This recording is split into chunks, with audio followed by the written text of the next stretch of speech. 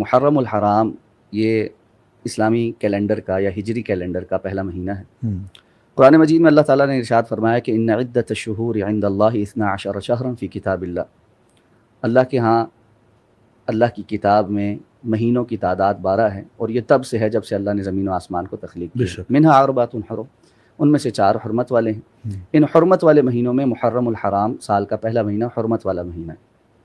حرمت والا مہینہ جب ہم کہتے ہیں تو اس سے مراد یہ ہوتی ہے کہ یہ ایک ایسے مہینے ہیں سال میں 4 جن کے اندر بہت ساری چیزوں کی تعظیم کی جاتی ہے، اور اس میں قتل و غارت گری کا نہ ہونا، جنگوں کا روک دینا، ان ایام کے اندر خصوصی طور پر اللہ رب العزت کی طرف رجوع کرنا، اور بہت ساری دیگر جو شریعت نے بتائی ہے یہ عبادات ہیں ان کی طرف توجہ کرنا۔ اسلام سے پہلے جو جاہلیت کا زمانہ تھا، مشرکین مکہ بھی ان مہینوں کی حرمت کا خیال کرتے تھے، اور اس میں جو قتل و غارت گری وغیرہ تھی اس کو روک دیتے تھے۔ تو سب سے پہلی بنیادی بات تو یہ ہے کہ محرم جو ہے وہ حرمت والا مہینہ ہے۔ صحیح۔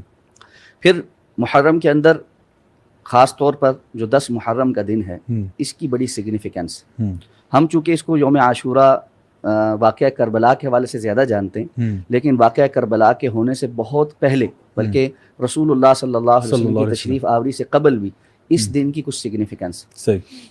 ہمیں بعض روایات میں جو اسرائیلی روایات ہیں، لیکن چونکہ اسرائیلی روایات کا اصول یہ ہے کہ اللہ کے رسول صلی اللہ علیہ وسلم نے فرمایا تھا کہ حدثوا عن بنی اسرائیل فلا حرج، اور تم بنی اسرائیل سے جو روایات آتی ہیں ان کو بیان کر سکتے ہو، اس میں کوئی حرج نہیں، اصول کے مطابق کہ وہ شریعت کے بتائے ہوئے یا کتاب و سنت کی معلومات سے متصادم نہیں، تو یہ متصادم نہیں۔ ہمیں پتہ چلتا ہے کہ سب سے پہلے جو 10 محرم کی اہمیت ہے حضرت نوح علیہ السلام کے دور میں، کہ جب قوم نوح پر عذاب آیا اور اہل ایمان کو اللہ رب العزت نے نجات عطا فرمائی، اور وہ ایک کشتی میں سوار ہو کر اس فلڈ سے یا اس سیلاب سے گزر گئے، تو حضرت نوح علیہ السلام کی وہ کشتی جودی پہاڑ کی چوٹی پر جب رکی تو وہ 10 محرم کا دن تھا، یعنی اس عذاب کے ٹلنے کا جو دن تھا وہ 10 محرم کا دن تھا۔ تو یہ ایک یوم نجات تھا قوم نوح علیہ السلام کے مومنین کے لیے، کہ کفار کو اللہ نے ہلاک کیا اور اہل ایمان باقی بچے۔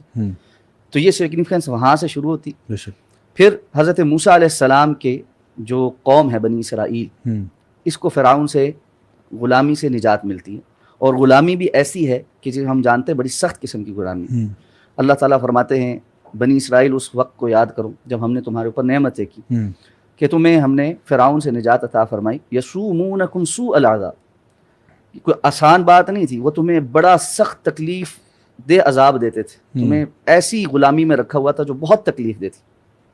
تو اللہ تعالیٰ نے حضرت موسیٰ علیہ السلام کو فرعون سے اور بنی اسرائیل کو فرعون سے جب نجات عطا فرمائی تو وہ دن بھی 10 محرم کا دن تھا۔ رسول اللہ صلی اللہ علیہ وسلم مدینہ منورہ تشریف لائے، آپ صلی اللہ علیہ وسلم نے یہود کو دیکھا کہ وہ 10 محرم کا روزہ رکھتے ہیں۔ آپ نے ان سے پوچھا کہ تم 10 محرم کا روزہ کیوں رکھتے ہو؟ کیونکہ رسول اللہ صلی اللہ علیہ وسلم بھی 10 محرم کا روزہ رکھا کرتے تھے، اور بالخصوص رمضان المبارک کے روزے فرض ہونے سے قبل 10 محرم کے روزے کی فرضیت تھی۔ صحیح۔ اور جب رمضان المبارک کے روزے فرض ہو گئے تو آپ صلی اللہ علیہ وسلم نے صحابہ کو فرمایا کہ اب جو رکھنا چاہے وہ رکھے، اور جو نہیں رکھنا چاہتا یعنی اس کی نفلی حیثیت ہوگی۔ صحیح۔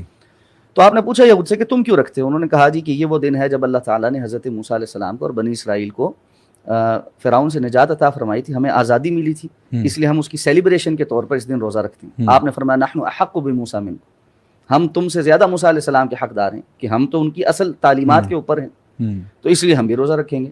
آپ صلی اللہ علیہ وسلم ابتدا میں اہل کتاب کی جو شرعی معاملات ہیں ان سے موافقت یا ان کی سملر عمل کرنے کو پسند کرتے تھے، یہاں تک کہ اللہ رب العزت کا وہ حکم آ گیا اینڈ میں کہ اب کسی بھی غیر مسلم کی جو شرعی معاملات ہیں یا شرعی چیزیں جو وہ دین سمجھ کے کرتے ہیں اس میں ان کی موافقت نہیں کی جائے گی، مشابہت نہیں اختیار کی جائے گی، مخالفت کی جائے گی۔ تو اللہ کے رسول صلی اللہ علیہ وسلم نے اس حکم کے بعد فرمایا تھا اگر میں اگلے سال زندہ رہا تو لأصومن التاسع، تو میں 9 کا روزہ رکھوں گا۔ رسول اللہ صلی اللہ علیہ وسلم کی اس دنیا سے رحلت ہوگی، آپ تشریف لے گئے، آپ کی وفات ہوگی، تو اگلا سال نہیں آیا کہ آپ واضح طور پر یہ بیان کرتے کہ 9 کا ہی رکھنا ہے یا 10 کا رکھنا ہے۔ تو جو آج کل آپ معلوم اختلاف ہے علماء کے درمیان کہ 9 کا روزہ یا 10 کا روزہ، بہرحال وہ ہمارا بھی موضوع نہیں، لیکن یعنی 10 محرم کی ایک بڑی سگنیفیکنٹ ویلیو ہے شریعت میں، جو پہلے سے مختلف قسم کے حالات، اور اس میں رسول اللہ صلی اللہ علیہ وسلم نے فرمایا کہ یہ جو ایک دن کا روزہ ہے یہ 1 سال کے گناہوں کا کفارہ ہے۔ تو یہ بڑا اہم روزہ ہے جو 9 کا ہے یا 11 کا ہے، اور بعض علماء کے نزدیک 9-10 کا یا 10-11 کا ہے. بالکل. تو وہ اختلاف اپنی جگہ، لیکن یہ روزہ بڑا اہم ہے. تو اس لیے اہم ہے کہ اس دن کی ایک سگنیفیکنس ہے اللہ کے یہاں. سو کہنے کا مقصد یہ ہوا کہ کوئی بھی دن جو ہے وہ اہم نہیں ہوتا جب تک کہ اللہ تعالیٰ نے اس کو اہم نہ بنا دیا ہو. نبی کریم صلی اللہ علیہ وسلم کی تعلیمات میں اس کے بارے میں کوئی ہمارے پاس وضاحت نہ آ گئی ہو.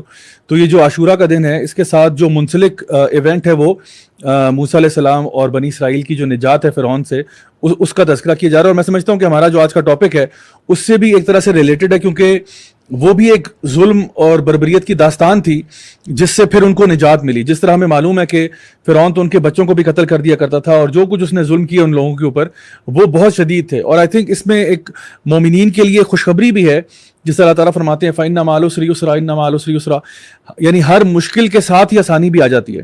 اور اینڈ میں اللہ تعالیٰ ضرور مومنین کو کامیابی عطا فرماتا ہے، جیسا کہ نبی کریم صلی اللہ علیہ وسلم کو فتح مکہ بھی نصیب ہوئی. اور ہم دیکھتے ہیں کہ باقی جو انبیاء کی سٹوریز ہم پڑھتے ہیں تو ہم کہتے ہیں کہ انشاءاللہ الرحمن جو لوگ ایمان والے ہوتے ہیں اللہ تعالیٰ ان کو ضرور کامیابیاں دیتا ہے دنیا میں اور آخرت میں. انشاءاللہ وہ تو ہے ہی ہے. تو انشاءاللہ ہمیں کبھی بھی مایوس نہیں ہونا چاہیے. میں سمجھتا ہوں کہ اصل میں ایک بہت بڑا درس جو ہمیں اس سے مل رہا ہے وہ یہ کہ کسی بھی مومن کو مایوس نہیں ہونا چاہیے، ہمیشہ اللہ تعالیٰ پر بھروسہ کرنا چاہیے اور اس امید سے رہنا چاہیے کہ انشاءاللہ میں اگر اپنا کام کروں گا تو انشاءاللہ الرحمن اللہ تعالیٰ میرے کام میں برکت ڈالے گا اور اس میں مجھے خیر و عافیت سے باہر بھی نکال دے گا. تو ہم اسی چیز کو مطلب سیلیبریٹ بھی کرتے ہیں ایک طریقے سے. اور موسیٰ علیہ السلام کی بات جب نبی کریم صلی اللہ علیہ وسلم تک پہنچی تو جیسا کہ آپ نے فرمایا کہ انہوں نے کہا کہ میں مشابہت نہیں کرنا چاہتا، اس لیے انہوں نے کہا کہ جی 9-10 کا روزہ کر لیں گے، یا بعض علماء جس طرح آج کہتے ہیں کہ جی 10-11 کا کر لیں، تو ان سے ڈفرینٹ ہونے کے لیے. تو شیخ صاحب ایک تو چیز ہم نے جو اس میں سیکھی ہے وہ یہ کہ ہمیں انشاءاللہ محرم کے اندر جو خاص کرنے والے کام ہیں ان میں سے ایک بہت اہم کام یہ ہے کہ کوشش کر کے انسان پورا اہتمام کرے کہ 9ویں 10ویں کا روزہ رکھ لے، یا اگر ممکن نہ ہو تو 10ویں 11ویں کا، اور بالکل ہی ممکن نہ ہو تو چلو 10ویں کا کم از کم رکھ لے، جسٹ ٹو میک شیور کہ جس طرح آپ نے وہ جو ہے نا حدیث کا حوالہ دیا جہاں پہ یہ کہا گیا کہ پچھلے سال کے گناہ جو ہیں انسان کے معاف ہو جاتے ہیں. تو یہ بہت بڑی نعمت ہے ہمارے لیے کہ اللہ تعالیٰ ہمیں اتنا بڑا موقع دے رہا ہے اپنے گناہوں کی بخشش کے لیے.